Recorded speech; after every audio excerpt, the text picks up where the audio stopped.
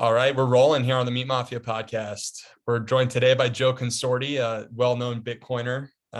Joe, what's going on? Yo, thank you guys for having me.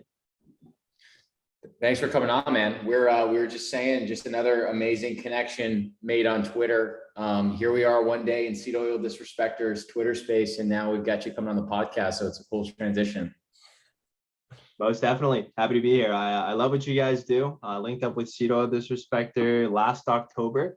These last 7 months have been pretty bananas. Last 7 months, I got a Twitter, started posting all sorts of stuff, sort of health, bodybuilding, but also a lot of Bitcoin stuff. And I absolutely love what you guys do too. Yeah, your background is really interesting because you're a young guy, obviously, but I've seen you post about bodybuilding, health, Bitcoin, like global economics, really just kind of all across the spectrum of interesting topics. I think we definitely want to dive into some of your health stuff, but also, I mean, what you're writing about Bitcoin right now is, I think, so spot on and also incredibly interesting to the people who follow us. I saw recently you got a nice internship with Nik. I'm gonna butcher his last name, but he authored Layer Money, right? Yeah, that's exactly right. So Nik Bhatia, he through a mutual connection, he reached out, and now I'm working as a research associate underneath him, which is pretty cool. I'm very excited. Sweet. Dude, congrats. Thank you. Joe, how did you get plugged in with him? For sure. So it was actually through a mutual connection, Matt Snow, who works at Trammell Venture Partners, which is a Bitcoin venture capital firm. They obviously raise capital and invest in Bitcoin related startups. And I came onto Matt's radar through a buddy of mine at school a couple of months ago. Matt basically put out a tweet asking about, hey, who are the up and coming Bitcoiners in the space, or who should I follow? And I got tagged by my buddy Tyler. And then Matt and I have been mutuals for a decent chunk of time. We met at the Bitcoin conference, chatted it up. He's a really, really, really cool dude. Very, very much a figurehead in this space. And that's how we connected.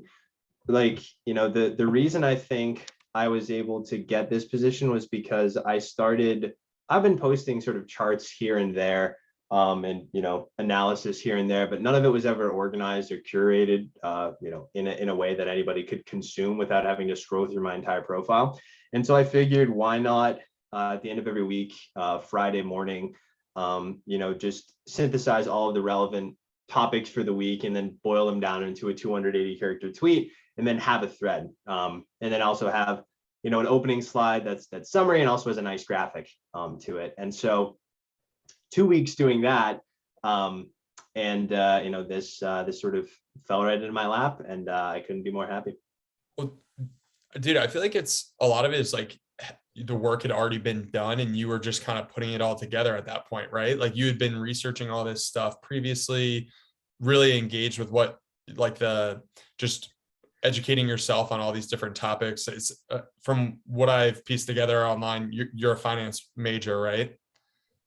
Yep, finance and econ. So like learning a bunch about finance and econ from school, but then also being able to be plugged in online and learning about different stuff happening in the Bitcoin world. It's like you're already doing all the work. It's just a matter of putting it all together so people can consume it. So I'm excited. I saw your most recent thread on Bitcoin, which I thought was awesome. And it seems like there's obviously a lot of stuff going on in the world right now that relates to Bitcoin. So there's a lot to write about. So I'm excited to see the future threads too.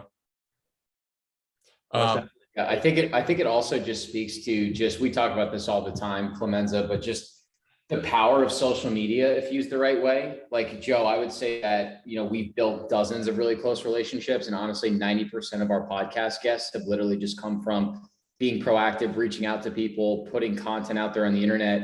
And obviously, you're another amazing example. Like you're putting your stuff out there every Friday. You don't know who's going to view it. And now that's a huge reason why you're now getting affiliated in the Bitcoin space. So it's amazing to see. And I feel like people don't understand the fact that Twitter is actually the best networking app that's out there. Like LinkedIn is just like this whitewashed, it's very sterilized platform, where Twitter, you actually understand how people think. And it's a very direct way to connect with other people too, if you know how to use it the right way. Fully agree, and that's how I've viewed it in a way. Really, really spot on. LinkedIn, you mentioned sterile. That's like the perfect adjective for it. I feel like everybody is lying about just about everything, and all anybody seems to care about is credentials. And oftentimes, like the jobs I see circulating, the people in my network who I see posting about their jobs. I know the people who I connect with on LinkedIn from high school or college, and the jobs and internships that they're posting that they got, they hate. They don't like them. They're not going to have a good time at them. And so I figured at the start of this year, I'd come off of running a business for 2 years, and I couldn't revert after doing that back to perusing LinkedIn, trying to impress employers and land a job that I really probably wouldn't enjoy. And my two buddies up here from UVM had gotten into Bitcoin. Both of them dropped out before me, and they had jobs in the Bitcoin space. And so I figured, okay, I'm going to take this and I'm going to put all my time and energy into researching this and understanding it. And in researching and understanding Bitcoin, I developed this love for macro. And now, as opposed to learning from a professor, going out and applying it in a job that I don't like, based on my own credentials, I can just post my thoughts and analysis on Twitter, and the quality of my thoughts, so it seems, and it's everybody, every follow, every like, every retweet is a vote of confidence, in my opinion. It's getting out there, and it's cool because Twitter is this living, breathing resume where you can interact directly with people and message huge macroeconomists or huge people in the Bitcoin space that are thought leaders, and ultimately just grow a following, and that's how opportunities come to you. So yeah, no, couldn't be more grateful for Twitter as a platform. I really do think it's the future. Yeah, I'm gonna steal Brett's words here, but Twitter is definitely a meritocracy. Like if you have something to say of value, it's gonna get rewarded over time if you just continue to put it out there. Yeah, but dude, super excited about all the stuff you're doing, like you're and all the stuff you've done too. I'd love to learn more about you as a young guy starting a business in school, and then sort of how your health journey has also played a factor in that. Like I know you've done some semi-professional or professional bodybuilding stuff. So when did all that start? And like, when did you start thinking about business stuff, and how is that whole story unpacked for you? Of course, yeah. So that's going to be a long one. Before I dive in real quick, speaking of meritocracy, you guys are crushing it. You guys are spreading the good word. The reason your accounts are so large and you're reaching so many people and getting all that engagement is because you have good thoughts, right? And so I fully agree. Bitcoin lines up with that pretty perfectly, being proof of work. You get the cheese if you do the work. But anyway, when it comes to bodybuilding, I had done bodybuilding before I had run any sort of business. And the reason that I started doing bodybuilding was because I played soccer, but I was a little bit too much on the hefty side to run around as much as I needed to.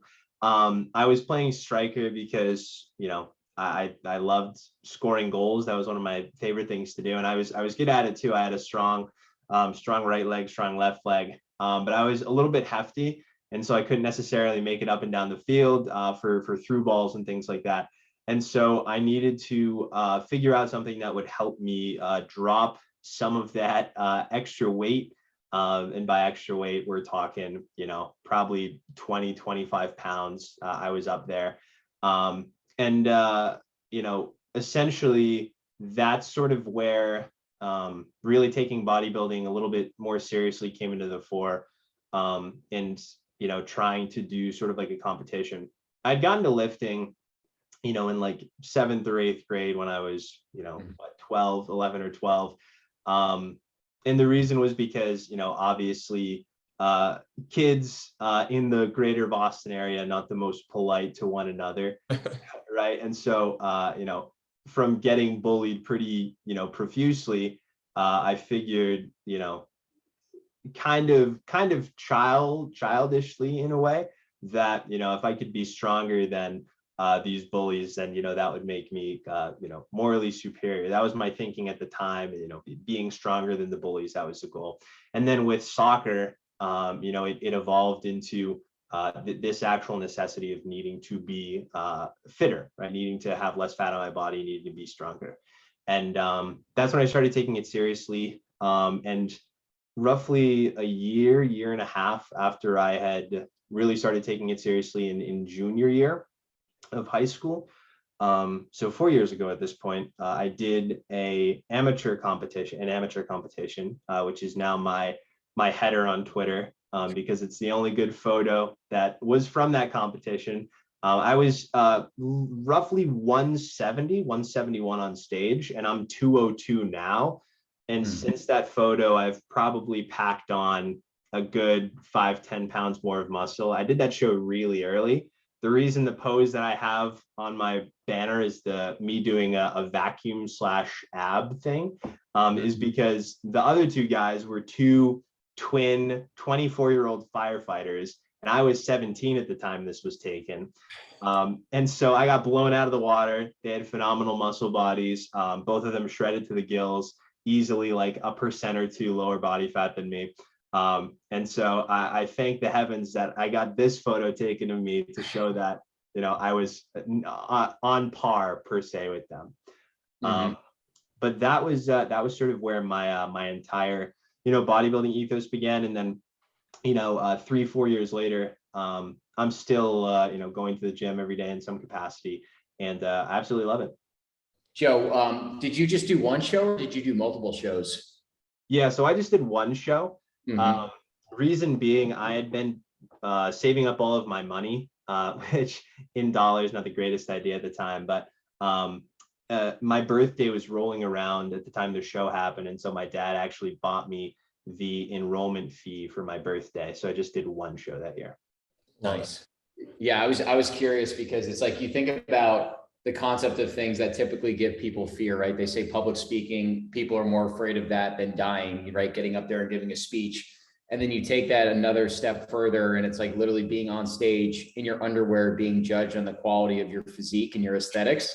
I would imagine, like, probably mentally, it's a pretty interesting experience. So I'm just curious, like, what that first show just taught you mentally as a person. What were kind of some of the biggest takeaways that you learned from that?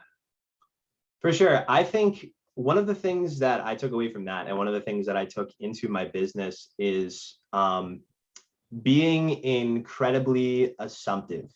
And what I mean by that is, when it comes to business, when it comes to sales, you have to go in with the rhetoric, and essentially speak to the customer as if you've already made the sale, right? Whether or not that's already the case is, based on a variety of factors. But if you go in with a very clear mind, and essentially that's your entire rhetoric, there's really nothing that can hurt you. One of the things that I told some of my managers last year when I was training them, and this sort of plays into going up on stage half naked as well, is go in expecting to win, but also have no expectations whatsoever. And people can see that as an oxymoron, but I think it's just a more roundabout way of saying just have fun. Right. If you go in very high-minded with the assumption that, you're the best, you're going to beat everybody, but at the same time, you understand that you've got work to do, then I think that's where you find that sweet spot. I think that's where you find, sort of Zen balance. And that's how I had a lot of fun on stage. That's what I learned. And that's sort of part of the ethos that I've been, taking into what I do today. And plus, you can barely see anybody because the lights are so bright. So so you obviously get to the point where you get on stage, but what was the process looking like leading into that whole show? I'm sure that taught you a lot about kind of yourself, your body, preparation, all those sorts of things that I'm sure helped you with your business. For sure, it did. So a lot of lean meat, basically no sugars whatsoever, which really stunk. So that was 3 or 4 weeks while I was really in my cutting phase, and I didn't have a coach. I was just doing this based off YouTube videos. I was doing this for fun because I know now there's like this huge paradigm of TikTok lifters, and it's cool. I love that the young people are going to the gym more and more and more. But like 2018, 2019, that wasn't the case to the degree it is today. And so I never went to the gym with anybody. I went to the gym on my own and watched YouTube videos. And the same thing went for my nutrition. I was eating a lot of chicken and rice, less rice in the lead up to the show, more spinach. I didn't do everything right ultimately. because I felt terrible. And I definitely lost a little bit more muscle mass than I probably could have retained in hindsight if I had been actually satiating myself when I ate, which would lead to, better workouts, right? But I think that that's essentially what I did in the lead up to the show. And then in the week prior to the show, it was like 3 different spray tanning sessions, which is always great. I have a lot of photos that I think would be really incriminating if I posted them online, just because of the shade that they make you with the spray tan. It was completely absurd, and granted it was an amateur show, sure, but even still, standing in this warehouse, and you had to be completely naked, and all you had was this little tent around you, and then an old Italian lady, who clearly looked like she had been spray tanned herself many times over the years, came with a gun and sprayed you up and down, like 1 coat, 2 coats, 3 coats, and it was all very cold. And then you had to go back and do touch-ups on the day of the show. And that was in front of everybody, which is an interesting environment. It's essentially like the floor of like the lobby of a Hilton hotel or the basement of a Hilton hotel, except it's filled with dudes who are yoked to the gills, all with rubber bands, trying to pump themselves up while everybody, every day it smells like spray tan. And that was the lead up to the show itself. And so, Joe, I'm just curious because I know a few people that have done amateur bodybuilding competitions, and they talk about just the way that they feel when they're actually competing and how they just feel like completely dried out. Even though like you look ripped up and aesthetic, you don't necessarily look the healthiest. How would you compare that towards now, where you said you're into this more like esoteric health rabbit hole where it's, anti-seed oil, more animal based, you're not competing, but like you look very healthy. So just curious, like the comparison between those two extremes.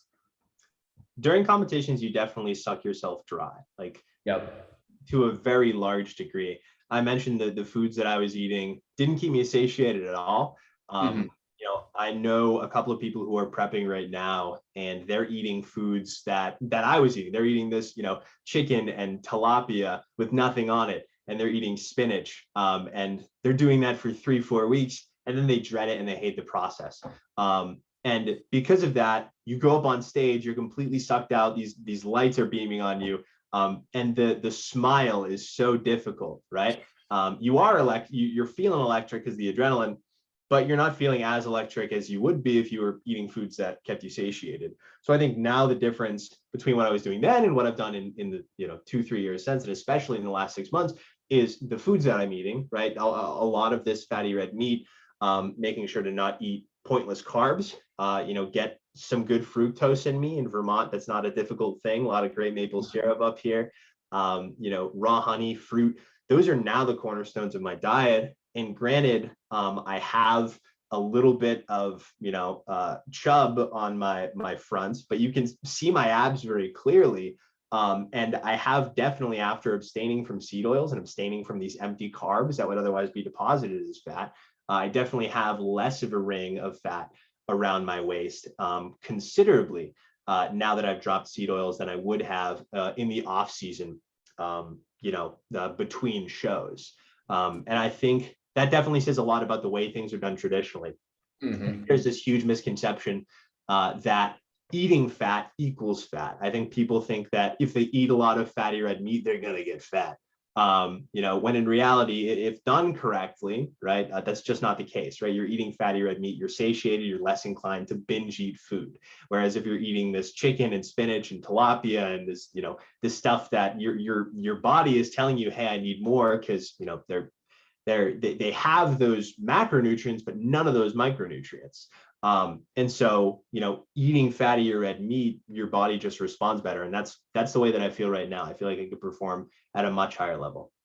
I think we've all three probably found fat as a fuel source just to be much more satiating, and also just like the feeling that you have in terms of mental acuity and like getting great sleep from it, not going through these carb cycles. It just does sort of plateau your energy in a good way, where it's much more consistent and available when you need it. Yeah, the theme of the confusion of adipose fat versus saturated fat is actually massive and incredibly underrated. And I think one of the things that I tweeted the other day that got some good traction was if you replace the word saturated fat with energy, then the term dieting wouldn't exist, because everyone would just be hammering saturated fat and on an animal-based approach and just be metabolically thriving. It's like, it's insane to us because we're all in this esoteric health space. We're like, how do you know, there's no confusion of adipose fat versus saturated. They're two distinct things, but there's so many people, because of this dogma that's been ingrained into our society for generations, that still, they run away from fat and they just equate saturated fat with actually putting fat on. So it's, you know, it's definitely a paradigm that I think the three of us are passionate about figuring out and correcting. Boom. That is a mic drop right there for your place of saturated fat with energy. Good tweet. Joe, so when did you get down the seed oil rabbit hole? Because this is definitely one that is relatively new, I think, for a lot of people, but it sounds like you've been on it for a little while. Mm-hmm. I have no idea. I stumbled, you know, I had made my Twitter account back in 2015, just to sort of like, you know, the reason basically everybody makes a Twitter account to like and retweet their favorite sports accounts or what have you. Right. And basically, you know, the first 50, 60 accounts I followed and just kept up with for the first, you know, 6 years that my profile existed were like the UFC and, you know, all of the top 10 roughly from most of the weight classes.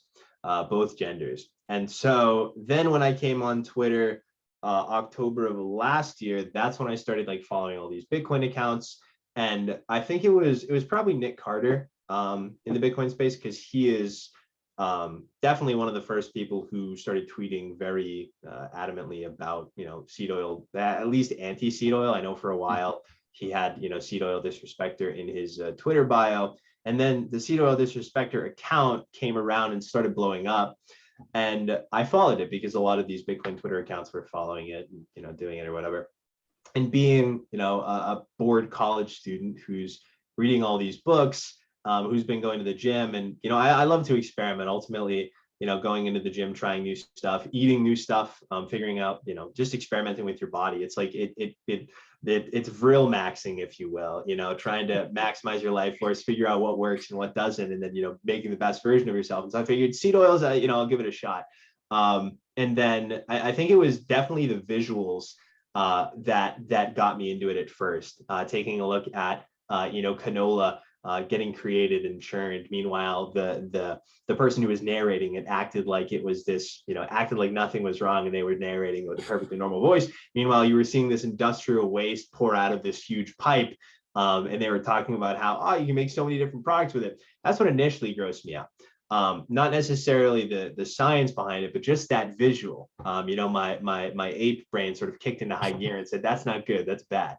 And so I started following seed oil disrespecter, and I used to, you know, early on in high school and in middle school, I used to play an obscene amount of video games, so many video games. You know, I was scrawny and then fat and scrawny and then fat, and I was sort of one of those skinny fat kids who played video games solely. Actually, for a very long time, I had a shoulder imbalance. This shoulder is higher than this shoulder because I used to have a keyboard on one layer and a mouse up here and play my games that way. And in your developmental years, it's not very good. And so seed oil disrespecter started posting memes that had to do with video games, and I was like the only one to comment underneath them because I understood what they meant. And then I got a DM from him, started making some memes together, and the rest is history. I fell more down the rabbit hole as I became more involved with Dr. Curley directly. And yeah, ever since then, I've been, you know, diving into the rabbit hole a little bit more, preaching the good word, following people like you. I love it. Awesome. Shout out Dr. Curley, right, Clemenza? Well, yeah, absolutely. Whenever we can plug seed oil disrespecter, we will. Yeah, so I think the seed oils is something that a lot of people come around to, but it seems like the Bitcoiners have picked it up specifically. So I think Nik Carter is also another good plug there too. One of the things that I like about the Bitcoin community is that it seems like a lot of people are really like self-taught in a lot of ways. And I feel like, in speaking to you, that does kind of run true to your story. Like, you taught yourself all these different aspects of bodybuilding and weren't really afraid to just dive right in and experiment and then go compete. Is that something that's helped you as you've sort of progressed through your starting your business and then getting into the Bitcoin world? Absolutely, I think so. These are great questions, by the way. You're great at making the narrative, and it makes sense. That's actually a connection I just made because you said it. I hadn't even connected it to bodybuilding before, but yeah, I think so. You know, I think not being afraid to be the only, 13-year-old in Planet Fitness that had no idea what he was doing and was watching YouTube videos on the open floor with his wired headphones to try to figure out how to do the workouts. I think over time, the ability to do things that not everybody else is doing compounds. Yeah. And at an individual level, I think I have become pretty comfortable with not being risk averse. In running the business, I'd worked at Market Basket since I was 14. I'd worked at Dunkin' Donuts for the non-New England listeners since I was the 15, 16. And so I could have very easily during my freshman year just said, all right, I'll go, work at Dunks again for the summer. And I didn't want to. I think after COVID, a fire sort of lit under my ass, and it gave me the option to either sit on my hands and wait like everybody else was doing, or to see if I could take on an outsized amount of risk and do well and see if I could bet on myself and succeed. And so that's what I did in running the business. And I stumbled and I fell, and there were periods where I lost an obscene amount of money. And there were periods where my most of my crew quit on me, or I didn't have any jobs lined up for the following week, or a customer was threatening to sue me. Been through it all. And I think, as an 18-year-old, I think that really shapes you up and whips you into shape, having to be in charge of that. And the following year, I was able to do it again at scale, right? Essentially, failed professionally, but at scale, and learn a lot. And I think that's why I was so comfortable rolling it into this year. Like if you would take the version of me that hadn't taken on an outsized amount of risk and plopped them into 2021 and said, okay, go make a career for yourself by posting things on Twitter with 50 followers, go. I would have been absolutely terrified and had no idea what to do. But I think understanding that, having a plan and working the plan will ultimately get you where you want to be, is what allowed me to do the business and what has allowed me to do the Twitter thing thus far, and sort of spin it off into a career. Yeah, one of the things you tweeted, I think either yesterday or 2 days ago, was all you need is curiosity and an internet connection. And I thought that was so spot on, because those are the themes that we talk about all the time. And I feel like you're a living embodiment of someone that's actually done that. If you don't mind, would you mind giving a little bit of detail into just like the businesses that you've personally had success with, that you've iterated on, that you were just talking about? Absolutely. Yeah, absolutely. So both of them were painting businesses. And there's a small firm within New England called Collegiate Entrepreneurs. Basically, their MO is they pair up college students with mentors who've run this business before, and they give you some startup capital, and essentially you're on your way, right? And so that is how I initially got this thing rolling. I had somebody who knew what they were doing and were able to guide me when I had questions, and essentially this proven business model and a little bit of money to start me off and get things rolling. So that's how I initially started things. And basically, living in Vermont, I was living in Boston for the summer. And so I needed to be able to market my work down in Boston and also sell my work down in Boston during the spring. And I didn't have a car. And so initially what I did was I booked a Greyhound every single weekend to and from UVM, because they don't allow freshmen to have cars on campuses. And at that time, my older sister was using my car from high school. And so I booked a Greyhound, which was decently expensive, from Burlington down to Greater Boston, in order to basically get in on get in early Friday afternoon once classes had finished up. I had made this marketing plan throughout the week of all of the streets that I was going to tag, with flyers and also knocking on doors. Essentially I would be looking for residential neighborhoods, i.e. neighborhoods that had cul-de-sacs and a lot of wooden homes and medium home prices in the 400,000 to 800,000 range. And so I would basically go door to door, knock on doors, give a brief pitch, and responses varied. Sometimes you get no response. A lot of times you'd get somebody who would politely tell you to leave. Ultimately, I would, stand at the door until I got 3 very definitive no's and then walk away. Chances are after the first no or even the second no, their opinion isn't going to change all that much of you, but it allows you to build up your tolerance to rejection. And I think that's definitely a trait that is pretty absent. I think, people my age, people our age are pretty bankrupt in that sense, their ability to take rejection and then just, bounce right up and keep going. So that is how I got marketing during the spring. And then COVID hit and they sent all of us home. And for me, that was huge. That was a blast. The main source of friction was me traveling to and from Burlington to Boston. And so cutting out that 3 hours and also having access to my car during weekdays, that was like me, my business on steroids, right? This essentially limiter had been put on my ability to do things, and then that was removed. And so the floodgates opened. And then roughly around May, mid-May, so this time, we'll call it 2 years ago, I had sold half the work that I wanted to, so $50,000 worth of work, and I had 7 people hired. The reason I hired 7 people for one painting crew was because I wanted the flexibility to hire more people than I needed. So, obviously some of them aren't going to work out, whether they quit themselves or they're just not fit for the role and you need to fire them. You have that freedom of choice. And so I got kicked into production actually this time 2 years ago. And I made the mistake of bringing all 7 people to my first day on the job. And it was hilarious because we didn't have enough paintbrushes. I didn't have enough ladders. I was running around like a chicken with its head cut off, trying to manage a million things at once. And then the following day, I corrected that error and only brought on some of the crew. And then over 2 weeks, I did sort of a trial period with all my employees. I told them at the beginning when I hired them, hey, you're going to have 2 weeks to show me that you're willing to improve. And if that's the case, then you're going to, be kept on board. And the people who clearly weren't willing to improve, those are the people that got let go ultimately or quit for whatever reason. And then it was essentially off to the races.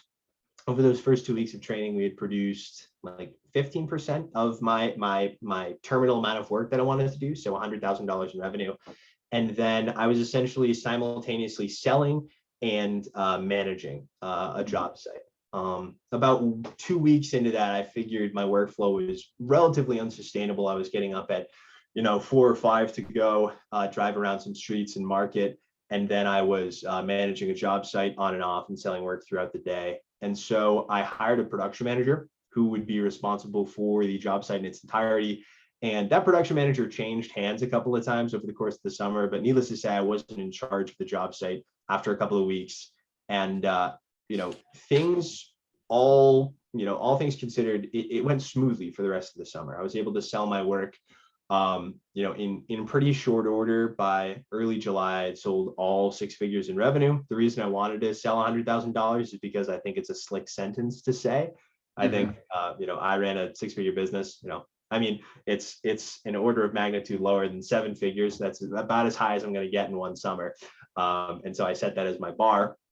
And I hit it. I was able to completely produce all of my work 2 weeks before school started in August 2021. And lo and behold, it was another year of online schooling. And so I was able to do the exact same thing again, but at scale and across all of Massachusetts. So take me back to the front door when you're knocking on the door and having to sell and hear all the no's, because I think it's a really interesting point. What changed from you day one getting all those no's to sort of the last day or last month of you knocking on doors? Like mentally, I'm sure like it's almost like the muscles in our body, right? Like your brain gets used to having to carry the load or the fear of rejection, and you just roll right through it, right? Absolutely, yeah. That's a very good way of putting it. Your brain, it builds up that ability to handle it.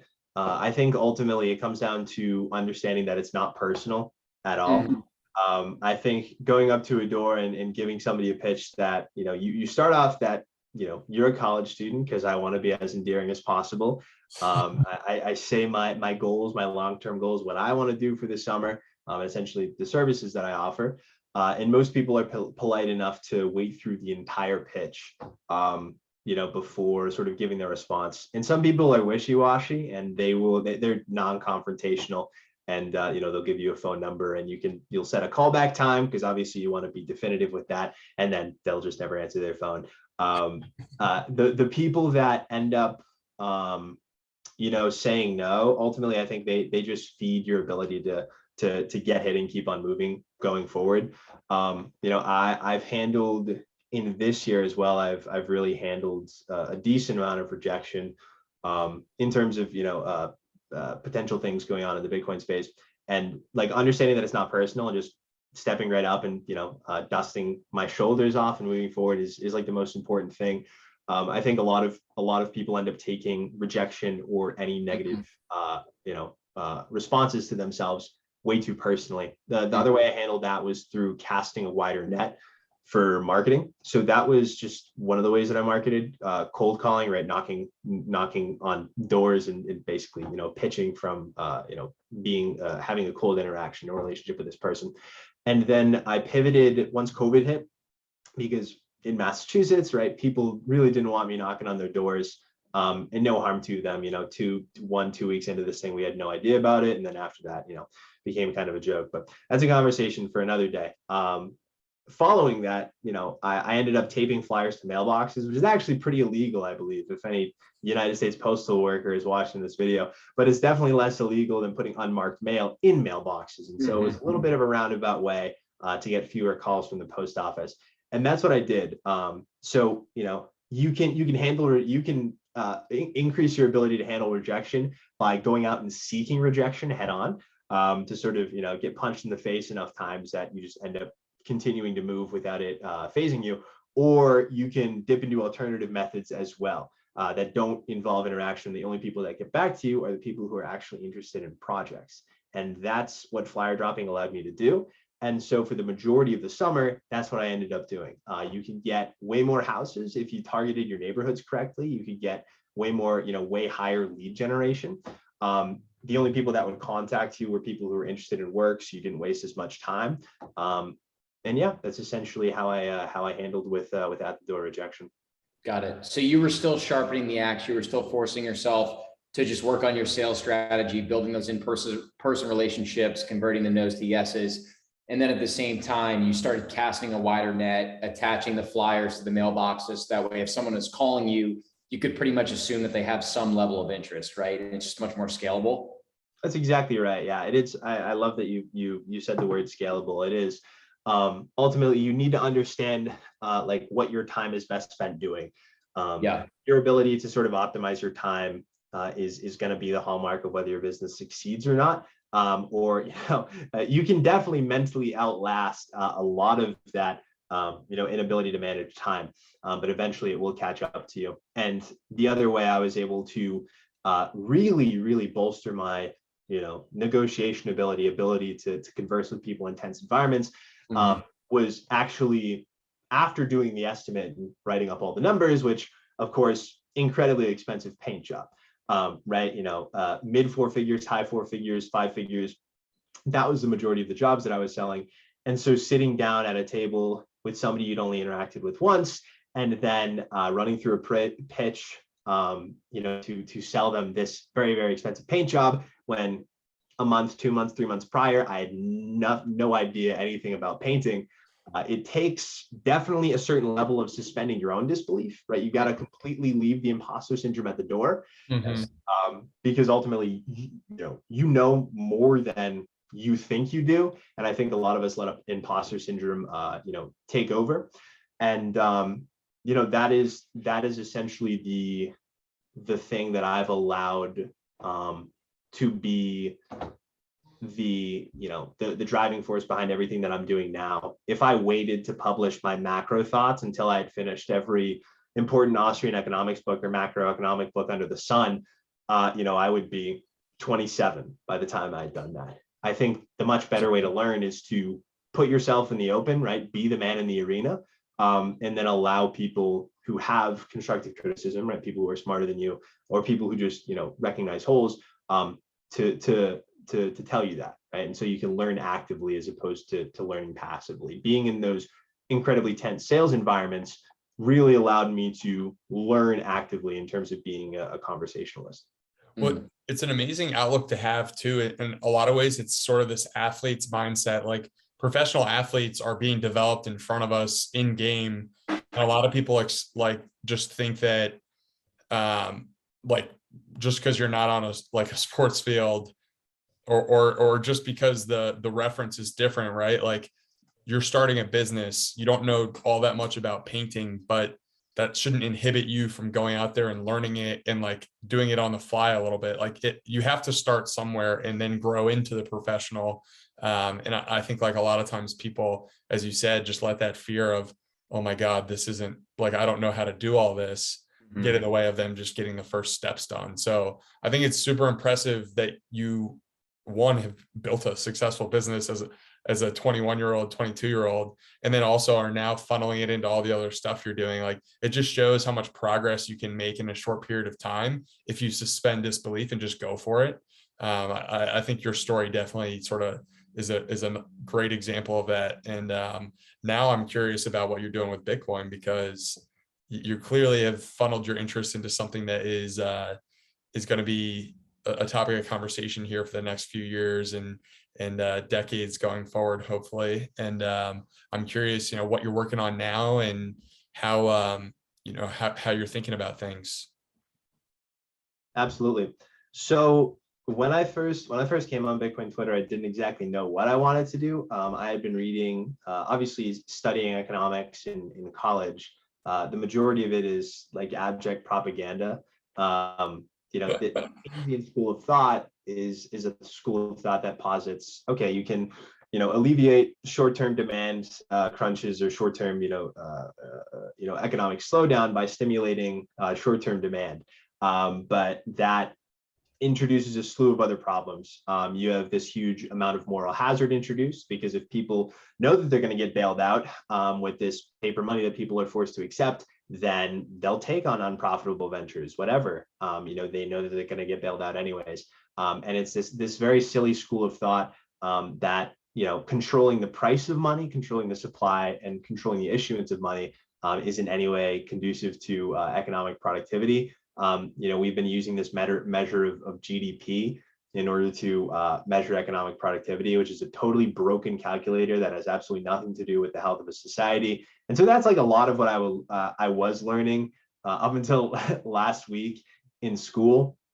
And I really thought of it was bunk, all of it was bogus. And a lot of the more intelligent macro thinkers that I've been able to find in my lifetime are on Twitter, right? Lynn Alden, Jeff Booth, Jeff Ross, Greg Foss, Mark Moss, the three Osses. They're all, wicked intelligent people. And following them, listening to their podcasts and reading what they have to say has enlightened me leaps and bounds more than what I could have ever hoped from school, which is incredible. And so really pouring the majority of my time into reading and researching and letting my curiosity be at the steering wheel has, basically been all that I'm doing. And I think that naturally landed me in the seat of this sort of market analyst side of things. I tend to think that Bitcoin, similar to a piece of French bread, is going to soak up all of this misallocated capital in across the world. Fiat is essentially this never-ending stream of olive oil that the waiter keeps on bringing out, and Bitcoin is the most porous piece of bread in the universe, because not only is it infinitely scarce, but it's infinitely divisible, right? And so whereas, something like gold, you can only break it down so much and you can always create more, right? It's not demand inelastic, it's not supply inelastic, rather. Bitcoin is, right? The only thing that increased demand can do is drive up price. And I think ultimately, as more market participants begin to view Bitcoin as the revolutionary savings vehicle as it is, they're going to continue parking more and more of their wealth in it. I think you're already seeing it at a retail level. People like myself, people like you guys are very outspoken and passionate about this. But ultimately, the way that this changes is through corporations with an obscene amount of capital who are ahead of the curve, and nation states. Obviously, Bitcoin is something that enables saving at our level, but we have other savings technologies available to us.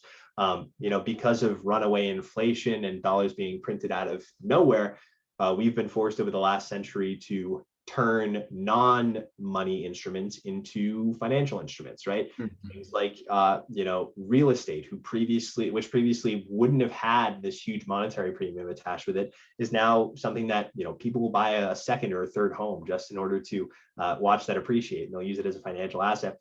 And so you have all of this capital that's been injected into the economy, especially over the last 14 years, that's just desperately seeking this return. And as a result of it, you're seeing asset prices go parabolic across the board.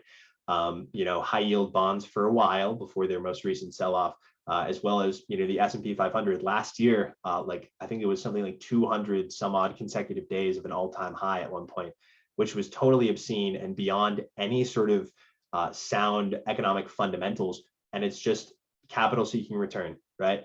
And in an environment that we're in right now with rising interest rates across the board, the piper is going to have to come and pay. Some of those people who took on an obscene amount of debt that they couldn't service, whether it be emerging markets or corporations, they're going to have to default, right? At some level, they're going to have to default as these rates increase. And where is this capital going to flock after this next deflationary depression? After assets literally get vaporized from existence, I don't think it's going to flock to stocks that are trading at many multiples above their earnings. I don't think it's going to fly into bonds, which ultimately are still going to have negative real yields because they'll be forced to turn the printers back on. I don't think it's going to fly. It's going to fly into gold, right? Ultimately, and it's going to fly into Bitcoin. And I think over time, as Bitcoin's S-curve adoption continues, and as this monetization continues happening in real time, you're going to see some pretty crazy advances, not just from an adoption standpoint, but from a price standpoint. And I think, I went on a big tangent there, but that's a lot of what interests me. I think, if you asked me to speak to a topic that I wasn't interested in, like you'd have to do in school for a presentation in your underwater basket weaving class, it'd be very labored and forced, and it wouldn't be insightful. I think when you give people, I mentioned, to go back to what Salazzo was saying, an internet curiosity and an internet connection, I think that enables people to run much further in terms of what they can understand and the value that they can provide. And so that's sort of the niche that I found myself in sort of this market research role, obviously in the Bitcoin side with, on-chain analytics and mining intelligence and derivatives, but also, broader macroeconomic trends, because in the short term, that's what's running the show, and also, financial markets, right? Capital and money markets. Yeah, it's a beautiful tangent. There's so much there. I was just curious on a practical level, do you have any strategies that's worked well for you when you're trying to orange pill some of your friends that are in college that are not familiar with Bitcoin or cryptocurrency? Just because I think there are a lot of people that listen to this podcast that are interested in Bitcoin. And the more that we could probably distill some of these principles and make it more easy to understand, the more people that would come around to the efficacy of the idea. So just curious if there's anything that's particularly worked for you with your friends or your colleagues in school. For me, I'm still working on it. I'll be fully honest. There was actually a person who DM'd me yesterday, and we went out for coffee this morning at a local shop, and they wanted me to orange pill them. They had no idea what Bitcoin was, but they had heard of it a lot, especially recently, and they wanted me to explain it to them. And I over an hour and a half, I explained to them the history of the Federal Reserve and all this, and I went into way too much detail. And so for me personally, I have a very needlessly long economy of words. Even that phrase could have been shorter. I don't know what it was, what it is, but something about me, I have this innate desire to make my sentences very long. So I personally haven't, had, I've been able to orange pill friends effectively over time, but not in the very succinct manner that a lot of other people in this space can. I think Lynn Alden sums it up pretty well. Bitcoin is money. The most recent What is Money podcast with Peter McCormick, who's another great follow in the space. essentially they were talking about how Bitcoin is commodity money, but digital. And I tweeted out earlier, Bitcoin requires work to produce, akin to gold, but all of the negative attributes of gold are not present in Bitcoin, right? It's divisible into 100 million units, whereas gold is not, right? At least in an economically viable size. It's more verifiable, right? I'm verifying every transaction, the ownership of every single UTXO on chain, on my node. It's literally right here. And it's more divisible, right? And I think ultimately, and portable, right? You could send it across the world with final settlement in 10 minutes or less. And I think that is something that not a lot of people understand or can easily grasp, wrap their head around. They liken Bitcoin to a lot of these other cryptocurrencies, which in full honesty, they're more like speculative, unregistered securities, right? They're tech companies. And I think that's a byproduct of this, really obscene floodgate free flow of cheap money and capital over the last 14 years. It's been desperately seeking return. And so capital flows into projects that wouldn't otherwise be profitable at a business level and at a retail level. And I think cryptocurrency is a byproduct of that. Whereas Bitcoin, right, isn't a stock. It isn't this treasury. It isn't this piece of paper entitling you to your principal and a coupon. It is money in its broadest and most pure form. And I think that's the tact I will use going forward. Haven't had much success with other tactics in the past, so we'll see how that works. Joe, I'm not sure if you mentioned this, but when did you get into Bitcoin? Was it something that you were just kind of passively looking at? And did you mess around with any of the other shit coins, so to speak, when you were getting into crypto? So it was a blessing for me. I didn't go through the shitcoin phase like a lot of people do, and it's a trial by fire. And it's good. Whatever way people can understand Bitcoin to have this, deep fundamental value, it's all welcomed. I was introduced to Bitcoin very directly from my buddy Tyler LaRoche. Great follow on Twitter. Very, very intelligent guy. Good friend of mine.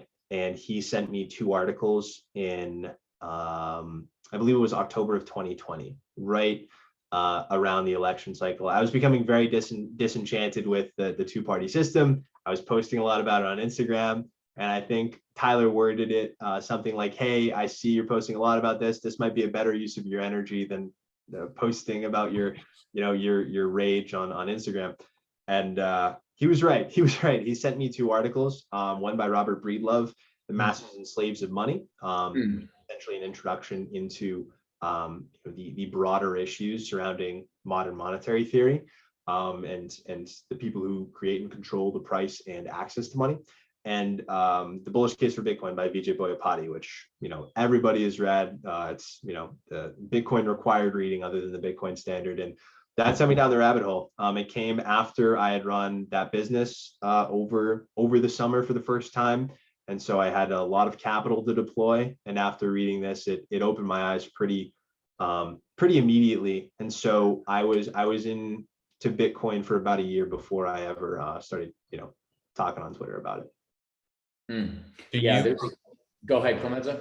I was going to say, so it's really cool that I guess more of like an apolitical stance, just like you hate one side, or one side's bothering you, the other side's bothering you, and then Bitcoin speaks to you.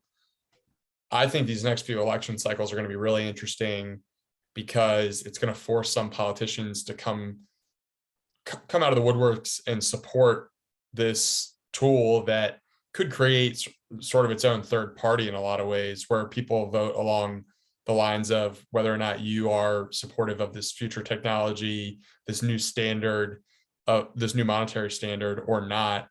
And I'm wondering if that's something that you think about when you think about Bitcoin. Like, is there some element here that does draw people like out when it comes to vote? Like, this is definitely something that more politicians are getting engaged with Bitcoin. Like, I think there's going to be something to be said for the people who are outspoken about it, like Cynthia Loomis, and she's a small example, but there's plenty of others who are starting to get supportive. So I'm curious, like, do you see it as this thing that will get some political traction coming up in these next few election cycles?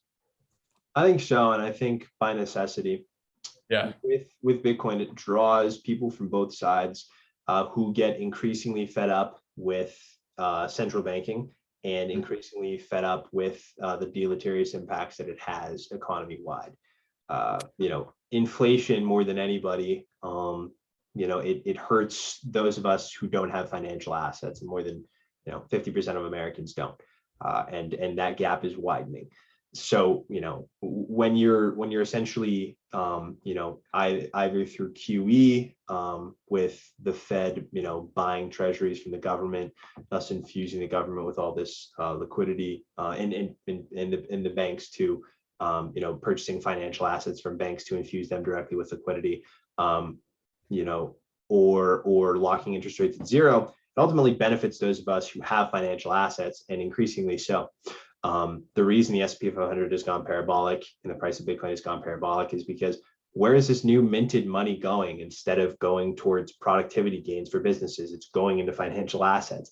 And you see that because the price of these financial assets are increasing broadly, but wages are flatlining, right? And so this newly minted capital wasn't necessarily used to kickstart the economy, but to create the appearance of it through the S&P 500 going up and the NASDAQ going up. That's one observable dynamic. And so people are fed up, right? They're fed up of folks on both sides lying to them, right? They're fed up of whether it be Democrats or Republicans, entering into endless foreign wars, and then rationalizing them, or locking them down for 2 years and then rationalizing that.